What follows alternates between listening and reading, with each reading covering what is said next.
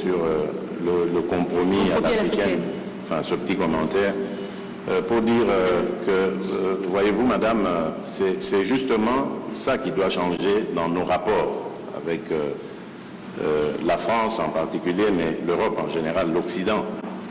Votre façon de voir les choses lorsqu'elles se passent en Afrique. Quand il y a des irrégularités aux élections américaines, on ne parle pas de compromis à l'américaine. Lorsqu'en France, il y a plusieurs années maintenant, lors des années Chirac, il y a eu un scandale sur des électeurs décédés qu'on a fait voter, on ne parlait pas de compromis à la française. Je crois qu'il doit y avoir du respect dans la considération que nous avons les uns envers les autres. Nous n'avons aucunement l'intention de galvauder l'opinion de nos électeurs. Le processus électoral est entamé. Nous avons tiré suffisamment la sonnette d'alarme pour dire que s'il y a risque de dérapage, ce n'est pas à cause des autorités du pays ni des responsables de la CENI, c'est simplement dû au fait que nous sommes un pays agressé par le Rwanda, l'agression à laquelle d'ailleurs a fait suite un déplacement massif de population, d'électeurs, qui pouvaient être en ce moment en train d'être enrôlés, mais qui malheureusement ne peuvent pas à cause du fait qu'ils sont loin de leur base. Et à cause de cela, nous risquons de prendre du retard dans l'enrôlement. Et s'il y a retard dans l'enrôlement, il y aura retard dans le vote de la loi sur la répartition des sièges, parce que c'est très important, c'est en juin qu'elle doit intervenir, pour que nous puissions ensuite aller sur un processus électoral crédible. Sans cela, jusqu'à ce stade, je ne sais pas comment nous allons nous y prendre. Est-ce qu'il faut stopper le processus d'enrôlement des électeurs en attendant que la paix revienne, avec le risque que cela impacte sur le respect du calendrier, ou faut-il continuer le processus en ne prenant pas en compte les populations nombreuses de déplacés de guerre? C'est ça qui peut poser problème. Et si demain, nous allons aux élections dans des conditions difficiles, vous parlerez de compromis à l'africaine, alors qu'aujourd'hui, ces mêmes Africains sont en train d'attirer votre attention sur cette ignoble et injuste agression due au fait du Rwanda, et demandons même des sanctions. Personne n'en parle. Voilà ce que je voulais apporter comme précision pour dire, ça aussi, ça doit changer dans la manière de coopérer avec la France et l'Europe. Regardez-nous autrement, en nous respectant, en nous considérant comme de vrais partenaires, et non pas toujours avec un regard paternaliste, avec l'idée de toujours savoir ce qu'il faut pour nous, et non pas pour...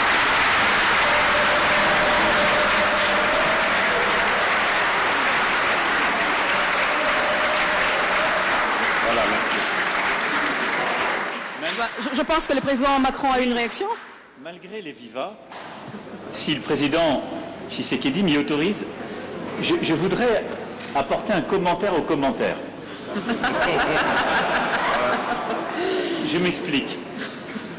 D'abord, je pense que c'est très bien parce qu'on lève beaucoup de malentendus à travers ce jeu de ping-pong. D'abord, je veux que vous sachiez que quand il y a des problèmes électoraux aux États-Unis d'Amérique ou en France, la presse française en parle. Elle les dénonce, elle l'explique, elle s'en saisit, et elle en parle de manière aussi intraitable qu'elle le fait quand elle parle de vous. Donc il n'y a pas de double standard. Ce qui serait inquiétant, c'est si la presse française n'en parlait pas pour vous, mais elle en parle aussi pour nous. Mais elle parle pas de compromis. Non, mais elle parle de tout, elle parle de malversation quand il y en a. Elle parle beaucoup plus, elle va beaucoup plus loin, il n'y a pas de sujet. Elle essaie de dire la vérité, c'est le travail d'une presse indépendante.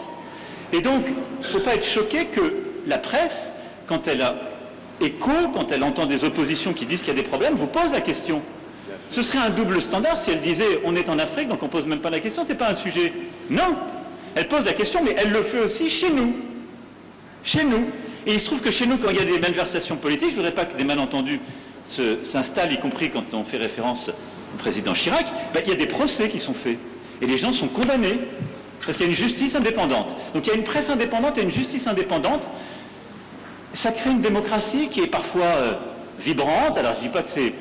on se fait attaquer, mais c'est très bien. Ça permet les alternances démocratiques et ça permet de bâtir par cette maïotique une vérité. Ça, c'est la première chose. Ne croyez pas qu'il y a un double standard, ça n'est pas vrai.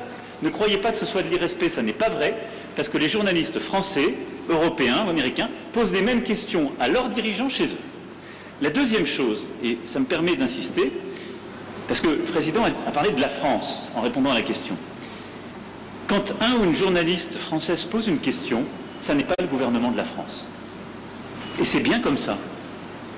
Mais il ne faut pas tout confondre. Non, parce que, non, mais c'est pas une position de la France. Je faisais allusion. Parce qu'il n'y a pas de. Je faisais allusion au propos de Le Drian. Lui, il est officiel français. Oui, le compromis à l'africaine, c'est Le Drian, c'est pas la journaliste. C'est exact, mais ce compromis.